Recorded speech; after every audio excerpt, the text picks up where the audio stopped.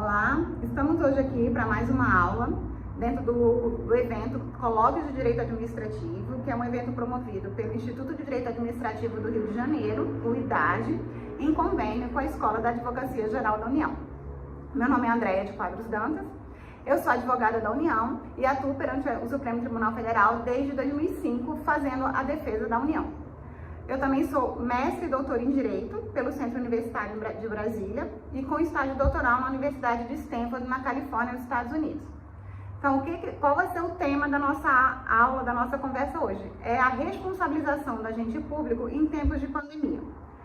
E para poder debater esse tema, eu vou me aproveitar exatamente dessa minha experiência de atuação perante o Supremo Tribunal Federal e trazer para discussão um recente julgamento numa ação direta de inconstitucionalidade, a 6421, que contestou a medida provisória 966, que trata exatamente da responsabilização dos agentes públicos em tempos de pandemia.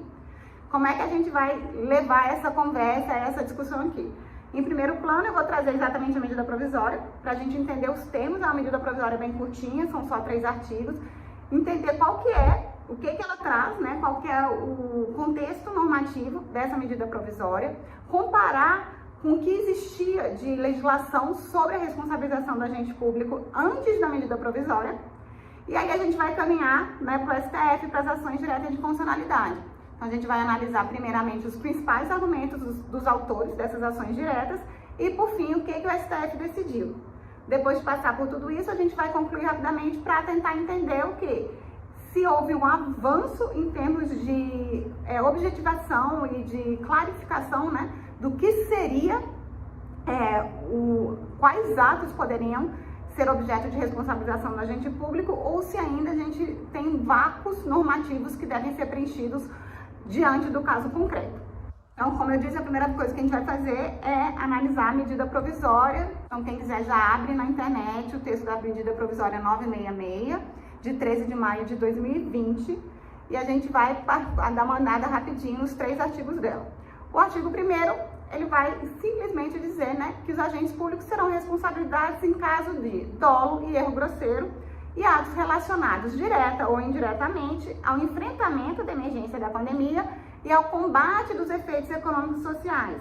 Então, o que esse primeiro artigo está dizendo? Ele está estabelecendo 2 critérios de responsabilização, né, qualificadores de responsabilização, ou seja, o ato tem que ter sido cometido com dolo ou erro grosseiro e essa ação tem que estar relacionada direta ou indiretamente com a atual crise sanitária, com a atual crise de pandemia, certo? Mas ela não precisa ser só em relação aos efeitos de emergência, ela pode ser o combate aos efeitos econômicos e sociais. Então, os atos que não necessariamente têm relação direta com a pandemia, mas que visam corrigir, né, ou então amenizar o impacto dessa pandemia em outras áreas, como a área fiscal, a área orçamentária, social, de distribuição de renda, ela também é considerada como um ato como atos relacionados à pandemia, e a medida provisória vai incidir também nesse caso. Então, beleza? E o artigo 2º, o que o artigo 2º vem dizendo?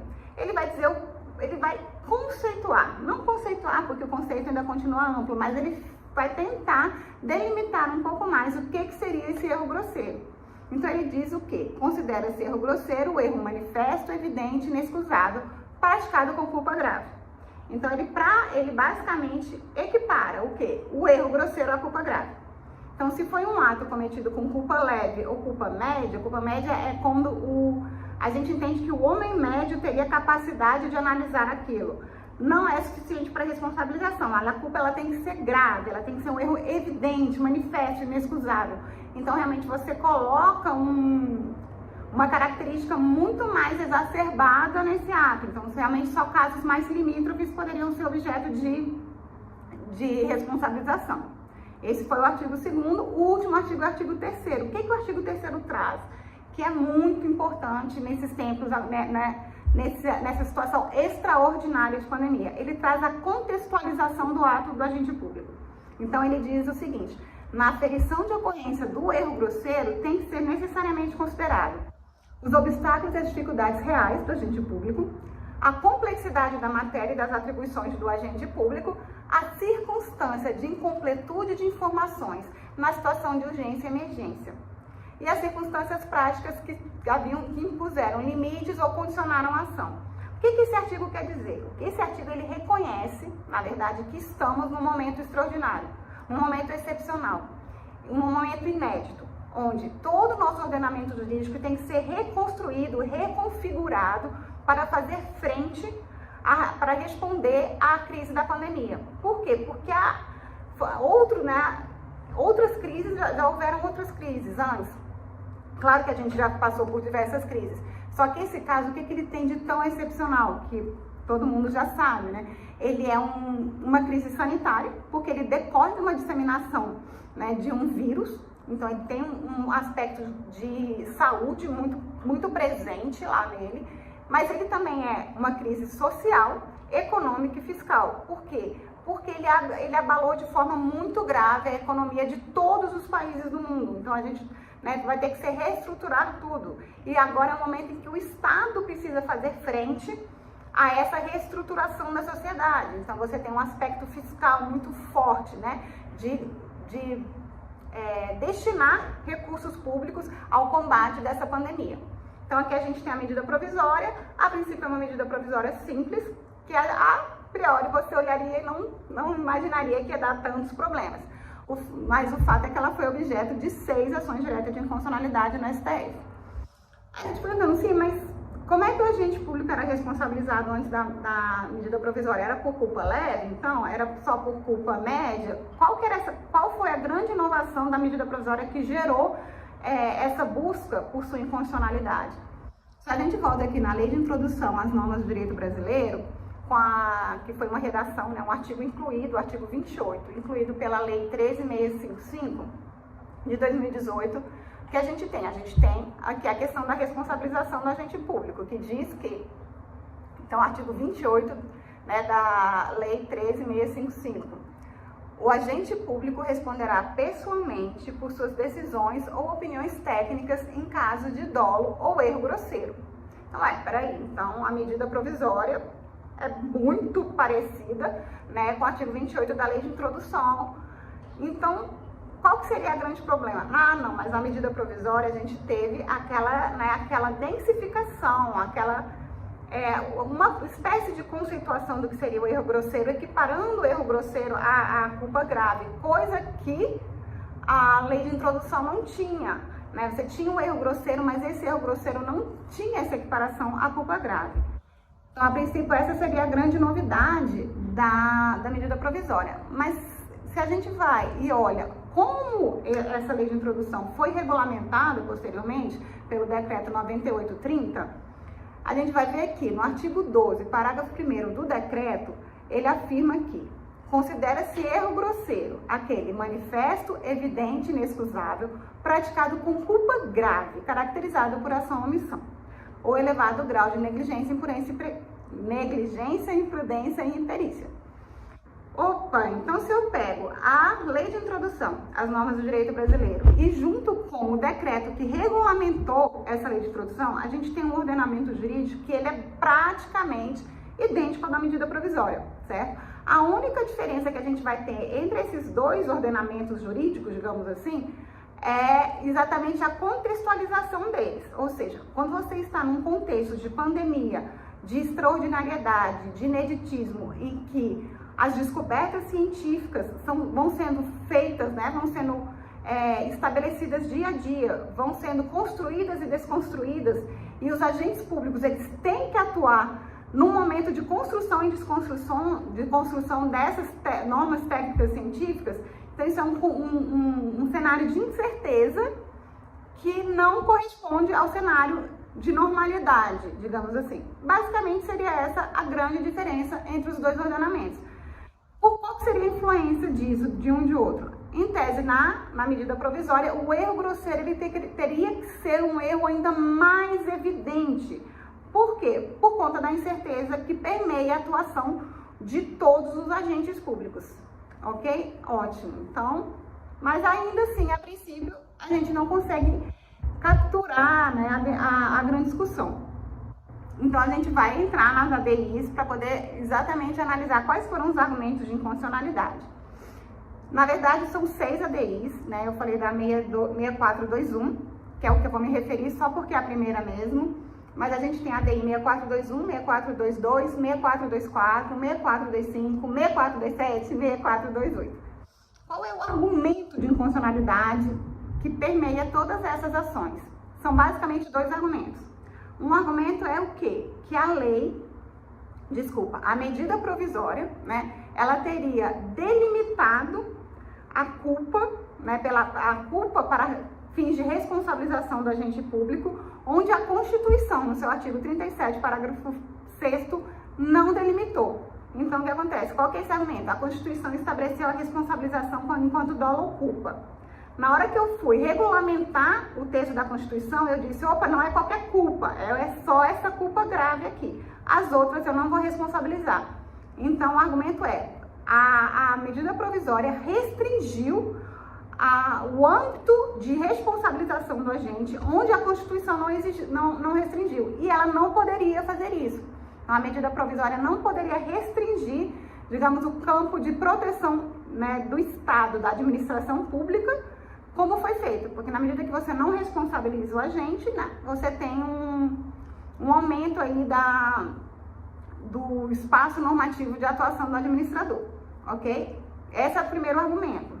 Qual que é o segundo argumento? O segundo argumento é que a medida provisória teria reduzido também o âmbito de responsabilização dos agentes públicos de forma a tirar a responsabilidade de tais agentes também no caso de atos de improbidade, ou seja, teria descriminalizado, vamos dizer assim, determinadas condutas consideradas como atos de improbidade. Então a gente vai trabalhar com esses dois argumentos na mente até o final da aula de hoje para entender os argumentos e o que o STF decidiu. Ótimo. Chegando no STF, o processo ele foi distribuído para o ministro Barroso, e aí no caso foram distribuídas todas as ações diretas, foram preventas para o ministro Barroso, que levou em conjunto para análise da cautelar diretamente no plenário. Uma grande peculiaridade desse caso é que o ministro Barroso não solicitou informação das autoridades coautoras. Então, assim, qual que normalmente é a praxe, né, de atuação em termos de ação direta ou do controle concentrado? O ministro, né, é autuado a ação direta, distribuída aleatoriamente para algum ministro, se não houver prevenção. E esse ministro solicita informações às autoridades requeridas, que normalmente são as autoridades da onde emanaram o ato que está sendo contestado. Nesse caso específico, como é uma medida provisória, então é só o presidente da República que é a autoridade requerida, certo? Se fosse uma lei, aí seria o presidente da República e o Congresso Nacional. No caso, sendo só uma medida provisória que ainda está pendente de apreciação pelo Congresso, só de quem deveria prestar informações seria o presidente da República. Após as informações da autoridade requerida, teríamos então as informações da Advocacia Geral da União e da Procuradoria-Geral da República.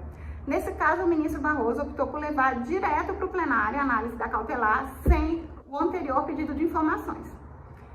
Ótimo. Chegando lá no plenário, o que foi feito? Ele, como relator, deu o primeiro voto. No que se baseou o voto do Barroso? Então, vamos, né, de novo pelos 2 argumentos.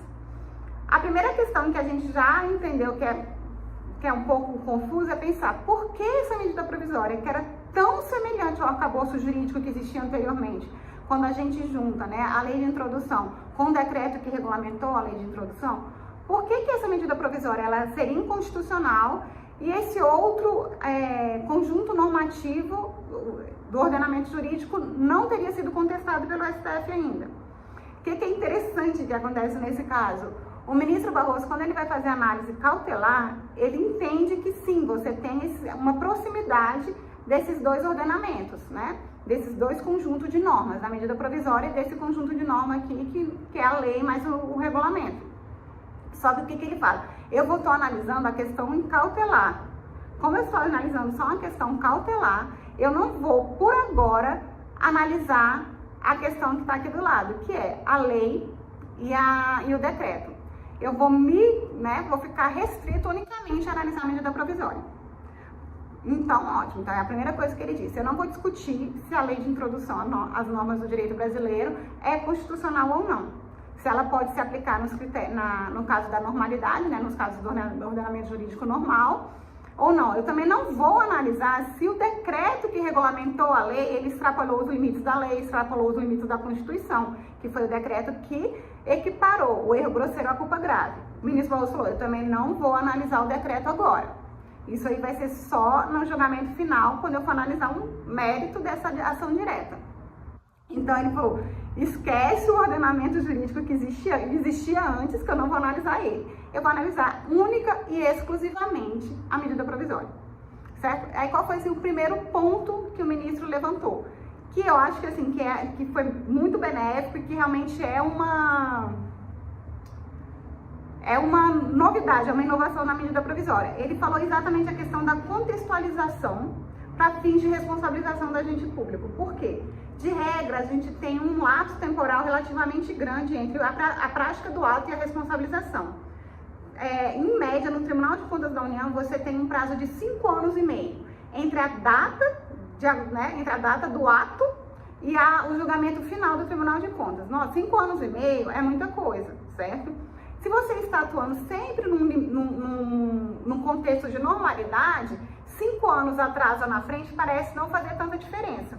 Agora, se a gente está atuando num momento de extraordinariedade, né, num momento excepcional, de excepcionalidade, então imagina daqui 5 anos, né? Daqui 5 anos, talvez tenha muito, quer dizer, talvez não, terão muitos estudos, pesquisas e historiadores, e todo mundo vai ter estudado exatamente esse momento da pandemia. E a pandemia vai ter passado, e você já terão o quê? Os resultados, as consequências, já terão consensos sobre qual teria sido a melhor prática do combate à pandemia, qual teria sido a melhor prática, não só em termos sanitários, mas em termos social. O que teria sido melhor? Né? Fazer distribuição de renda, ou ajudar as empresas para que não tivesse desemprego. Daqui 5 anos, vai ter 1 milhão de artigos científicos debatendo e discutindo tudo o que aconteceu agora. E por conta disso, talvez se construam alguns consensos. O fato é que os consensos que foram construídos lá, 5 anos lá na frente, eles não refletem a certeza do hoje. Hoje a gente tem um cenário de incerteza. E é exatamente isso que o Barroso inicia dizendo. Ele inicia dizendo o seguinte, tem que ser analisado o contexto de certeza, de completude de informação, quando o agente público agiu, não quando ele está sendo responsabilizado lá posteriormente, 5 anos depois. Então essa é a primeira coisa que ele disse. Por que é importante a gente ter essa contextualização em mente? Porque o ordenamento jurídico ele está mais frágil, né? Ele tem várias, né, um sem número de leis e normas transitórias que estão valendo só agora nesse momento de pandemia. A gente tem um orçamento, né, que o pessoal fala, um orçamento de guerra. Foi aprovada uma emenda constitucional, né, que é a emenda constitucional 106 de maio desse ano, que excepciona todas as regras fiscais infraconstitucionais legais para os gastos públicos. Então, assim, ele excepciona também questão de contratação, de licitação. Por quê? Porque são em momentos excepcionais.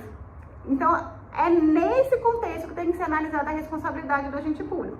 E o Barroso vai no ponto e diz, de fato, o contexto é importante. Não pode ser desconsiderado no momento da responsabilização do agente. Essa é uma questão bem importante que o Barroso vai lá e bate nela e outros ministros também repisam. E qual que é a outra questão que ele fala que eu acho bem interessante? Eu vou até pegar aqui, que eu separei, a parte que ele fala. Né? Ele fala assim, já adianto que há 2 coisas muito ruins para a administração pública e o bem comum. De um lado, os administradores incorretos, né, que agem de má fé, né, com dolo para contra a administração pública, né. De outro, os administradores corretos que têm medo de decidir o que precisa ser decidido por temor de retaliações futuras. Então ele faz ele traz esse cenário de 2 extremos que os 2 são ruins para a administração pública e para a sociedade como um todo, que é o administrador que age com má fé e vai provocar prejuízo na administração pública e na sociedade. Mas desse outro lado aqui você tem o quê? Você tem um administrador de boa fé, né? Um administrador correto, que ele quer agir dentro da legalidade. Só que determinado contexto pode criar uma zona cinzenta, e aí, com medo de uma retaliação futura, né, de que esse contexto de excepcionalidade não seja entendido daqui a 5 anos, o que esse agente público faz? Ele não age. Então, normalmente, o que ele faz é um não agir. Então, é um parecer que não dispensa a licitação, é um parecer que não deixa, por exemplo, emitir um crédito extraordinário ou liberar verba para determinada política pública ou executar determinado gasto público, o quê? Com receio de que aquele ato dele venha a ser responsabilizado no futuro. Entendeu? É aí que está a grande importância, eu acho, da medida provisória, ter colocado aquele artigo 3º, explicitando a importância do atual contexto de excepcionalidade na análise da responsabilização do agente público. Quando você tem esse temor excessivo, né, da atuação do administrador público, a gente tem o que o pessoal chama de, né, doutrina, eu acho que até o ministro Gilmar Mendes comentou nesse processo também, que eles chamam apagão das canetas. Ninguém quer decidir, né? Eu vou decidir, depois vai cair tudo nas minhas costas. Ninguém quer decidir. Ou então, alguns doutrinadores falam também que é o direito administrativo do terror. Ou seja, nenhuma inovação em termos de interpretação legislativa, de hermenêutica ou de criação de política pública, ela avança com receio de responsabilização posterior, o que é ruim também para a administração pública, porque a administração pública ela fica parada estacionada num determinado nível de eficiência, digamos assim. Por quê? Porque os agentes têm medo de criar técnicas de ampliação dessa eficiência e depois serem responsabilizados caso elas não funcionem, ou caso elas funcionem também. Então, assim, é bem complicado. Por isso que a gente está aqui hoje, né, falando sobre isso. Então, o ministro Barroso já veio esclarecendo essas duas questões. E aí ele, então, vou falar primeiro da questão da improbidade e depois ele passa para os vícios específicos suscitados pelos autores nas ações diretas, né? Então, o primeiro foi a questão de falar o seguinte: essa medida provisória, no fundo, ela veio tirar a responsabilidade dos agentes públicos nos casos de ato de improbidade. Esse é o argumento, né? E o que o ministro Barroso vem dizendo? Ele vem dizendo que não. Por que não? Porque os atos na jurisprudência consolidada do STJ, os atos de improbidade, eles já exigem a culpa grave para a tipificação do crime, do ato, né? Que não é um crime, para a tipificação do ato de improbidade. Então, para que o agente público seja responsabilizado por determinado ato de improbidade, já tem que ser comprovada a culpa grave. Isso é a jurisprudência pacífica do Superior Tribunal de Justiça. Então, ele diz, não, se a interpretação da lei de improbidade já exige a culpa grave, a medida provisória não alterou em nada a gradação dessa culpa. Então, a medida provisória não afeta a responsabilização nos termos de improbidade. Então, aí ele já descartou esse argumento. Esse argumento não vai ser válido. Aí sobra o segundo argumento. Qual que era o segundo argumento que a gente tinha analisado? A Constituição prevê lá no artigo 37, parágrafo 6º, a responsabilização do Estado, né, do Estado perante a sociedade, que é uma responsabilização objetiva, ou seja, dano nexo causal, e tem a responsabilização do agente público, que é o caso de regresso. Aí é dolo ou culpa.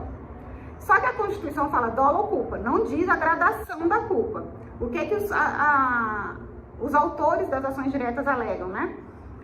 Essa gradação não pode ser diminuída por uma norma infralegal, infraconstitucional. Ela tem que ser se a Constituição não restringiu, a lei não pode restringir. Esse é o argumento essencial. E aí o ministro vem trazendo toda essa discussão da responsabilização, do apagão das canetas, da necessidade de inovação, da necessidade de se decidir, né? E diz o seguinte: não, a lei pode sim estabelecer gradações de culpa, desde que você tenha ainda o elemento culpa enquanto elemento de subjetividade para a responsabilização do agente. Então, ele afasta também esse argumento do artigo 37 e mantém a medida provisória nesses termos. Aí que vem o grande... mas peraí, como assim? Como assim? Manteve a medida provisória? Eu achei que tinha sido julgado procedente. Aí a gente vai entender o que o ministro Barroso fez no final. Então, ele entendeu que a letra, né, tipo, a redação da medida provisória não tinha nenhuma inconstitucionalidade, não tinha nenhuma incompatibilidade com os princípios e com o texto da Constituição. Entretanto, ele ficou preocupado, né, digamos, preocupado, incomodado que alguma determinada interpretação daquela medida provisória pudesse resultar numa ausência de responsabilização do agente público. Então, o que ele fez? Ele veio e trouxe um elemento extra, né, vamos dizer assim, um elemento judicial para dentro do conceito do erro grosseiro. E qual que foi esse elemento que ele trouxe para dentro do conceito do erro grosseiro? Foi exatamente a questão do conhecimento técnico e científico, certo? Então, vamos lá para o finalzinho do voto do ministro, o que ele fala, basicamente. Então, assim, lembrando isso, vamos falar 1 minutinho, sobre o que é a interpretação conforme a Constituição. A interpretação conforme a Constituição é o que a gente chama de técnica de decisão. É uma forma de decisão, né, uma metodologia de decisão que o ministro pode adotar ou não, a corte pode adotar ou não. Nessa técnica de decisão, o texto, né, da norma que está ali sendo atacada, ele permanece intacto. Não se altera o texto. Mas de qualquer texto você vai ter o quê? Você tem um leque de opções de interpretação. Né? Você pode interpretar de uma forma mais desse lado, desse, você tem um leque de interpretação. A técnica de interpretação conforme a Constituição, ela pega esse leque e diz, ó, esses 4 aqui não pode só esses 6. Ou então faz só esse 1 não pode 9. E aí ele vai excluir expressamente qual a interpretação que ele entende que seria realmente contrária à Constituição Federal. E aí é o que o ministro faz. Então, que ele vem e fala, na caracterização do erro grosseiro, ou seja, ele vai delimitar, vai dar mais um elemento na conceituação do erro grosseiro. Valem todos os elementos da medida provisória. Ele não retirou nenhum dos elementos que constam na medida provisória, ele só adicionou. Então, ele vem e diz, na caracterização de erro grosseiro, deve-se levar em consideração a observância pelas autoridades de estándares, normas e critérios científicos e técnicos, tal como estabelecidos por organizações e entidades internacional ou nacionalmente reconhecidas, bem como dos princípios constitucionais da precaução e da prevenção. Certo? Então, basicamente, o que ele faz é introduzir no conceito de erro grosseiro a necessidade de observância de normas e critérios científicos e técnicos. Então, o que acontece? O ato ele tem que estar fundamentado, né, em algum consenso, ou pelo menos nem sempre você vai ter um consenso, mas eles têm que estar fundamentados em algum critério técnico-científico. E quando que aí agora vem a grande questão da contextualização, que é importante. Assim, mas qual é o critério técnico e científico? É o critério técnico e científico que existia no momento da decisão do agente público. Então, na hora que o agente público foi decidir, o que ele vai fazer? Ele vai olhar o quê? As normas e as técnicas que são as orientações dos órgãos e entidades nacionais, né, e internacionais naquele momento. Ah, mas mudou, daqui 6 meses não é mais isso. Não, tudo bem, se daqui a 6 meses não é mais isso, ótimo, né? A ciência evoluiu, os estudos se aprofundaram e chegamos a um novo consenso, a uma nova orientação sobre determinado assunto. Mas o fato é que quando o agente tomou a decisão, os elementos científicos e técnicos que eles tinham eram aqueles. Se ele tomou com base nas normas e critérios técnicos que existiam no momento da sua decisão, aí não tem como considerar a ação, né, do agente público como erro grosseiro. Então, ele não vai ser responsabilizado. Então, já estamos caminhando para o final. Então, 2 minutinhos para a gente entender e concluir a decisão da STF. Então, então agora resolveu tudo, tá super fácil. A gente não tem mais nenhuma dúvida sobre como e quando o agente público vai ser responsabilizado? Não, né? Se a gente, novamente voltando, saindo um pouco da área de saúde, que não é minha área, né, óbvio, entrando mais na área que a gente trabalha, que é o direito. No direito, a gente sabe que existem alguns padrões alguns pilares sobre o qual a gente se fundamenta para tomar uma decisão. Quais são esses pilares? Normalmente são as normas, né, as normas escritas, a jurisprudência dos tribunais que decidem sobre aquelas normas e a doutrina, os estudos, né, como essas normas são interpretadas, o que os doutrinadores, né, entendem sobre a aplicação dessas normas. E aí você usa esses 3 pilares para tomar uma decisão. Qual que é o problema normalmente, não vou te falar agora, o problema normalmente é que a norma ela pode não ser muito clara e pode ter uma interpretação dúbia. A doutrina pode se dividir nessa interpretação dúbia que a norma tem. E a jurisprudência pode não estar ainda consolidada em relação a qual das 2 interpretações é a melhor. Então, o agente público ele tem que decidir, mas ele tem 2 caminhos e, em tese, os 2 estão fundamentados por normas e critérios técnicos, certo? Então, a princípio, nenhum desses 2 caminhos que ele tomar pode ser considerado um erro grosseiro. Qual é o elemento que dificulta ainda mais a responsabilização dos agentes em tempos de pandemia? A gente tem normas que foram criadas especificamente para o tempo de pandemia, certo?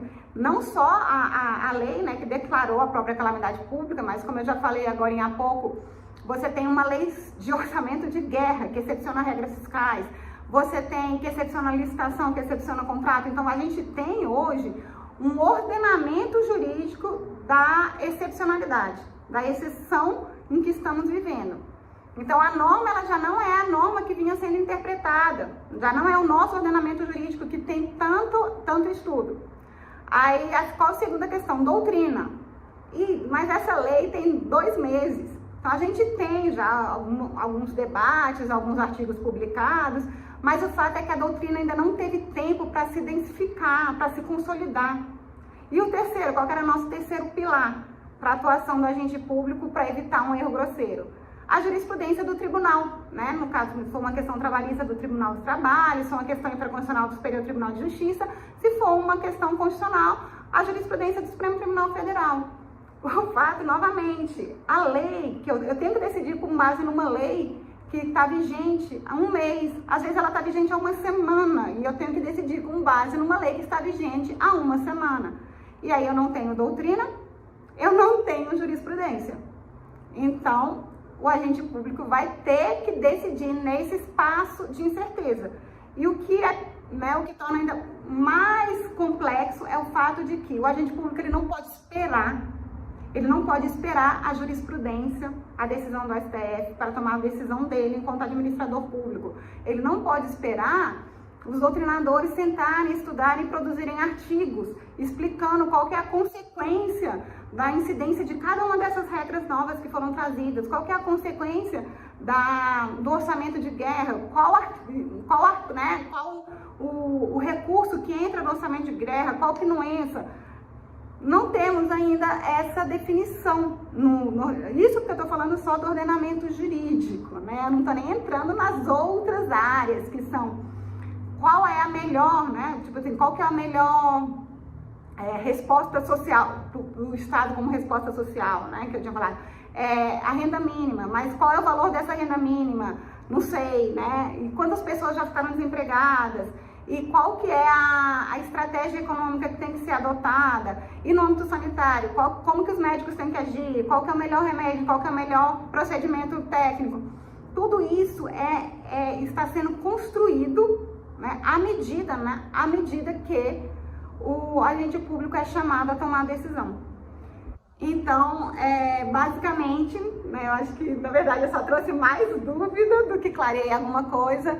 Mas, assim, para a gente fechar essa conversa de hoje e essa discussão sobre responsabilização do agente público, a gente tem, então, uma medida provisória que, na minha opinião, o que ela trouxe de mais inovador foi a conferir de forma expressa a relevância do contexto no qual o administrador público está tomando a decisão, que é um contexto de incerteza e de imediaticidade, ele não pode esperar. Né? Ele não pode esperar ter a informação completa para só então tomar a decisão dele. E a gente tem essa decisão do STF que conferiu um elemento a mais na construção do erro grosseiro. O que ele disse? Sim, você pode fazer a gradação de culpa para responsabilização do agente público em âmbito infraconstitucional e utilizar como padrão somente a culpa grave. E aí, o que ele disse? Mas na opinião do Supremo Tribunal Federal, o erro grosseiro, ele não está conectado só com a culpa grave. O erro grosseiro, ele está conectado com o quê? Com a necessidade de observância de estándares, normas e critérios científicos e técnicos. Certo? Então, basicamente é isso que eu queria falar com vocês hoje. Né? Espero que tenha sido interessante, que tenha clareado algumas coisas, mas também que tenha gerado questionamentos para que a gente possa, né, continuar estudando e produzindo e tentar compreender e delimitar de uma forma um pouco mais clara os casos de responsabilização do agente público. Então, a medida provisória ainda está valendo, ela está pendente de apreciação ainda para conversão em lei no Congresso Nacional. E lembrando que a ação direta de constitucionalidade manteve o texto integral da medida provisória, apenas inserindo esse elemento de necessidade de observância de critérios e normas técnicas e científicas. Então, queria acabar agora agradecendo o convite da Escola da Advocacia Geral da União para fazer essa palestra aqui, essa conversa, né, explicar esse tema para vocês, e do Instituto de Direito Administrativo do Rio de Janeiro. Espero que vocês tenham gostado e continuem todo mundo, né, estudando, e a gente se vê em algum outro colóquio. Obrigada, gente. Até mais.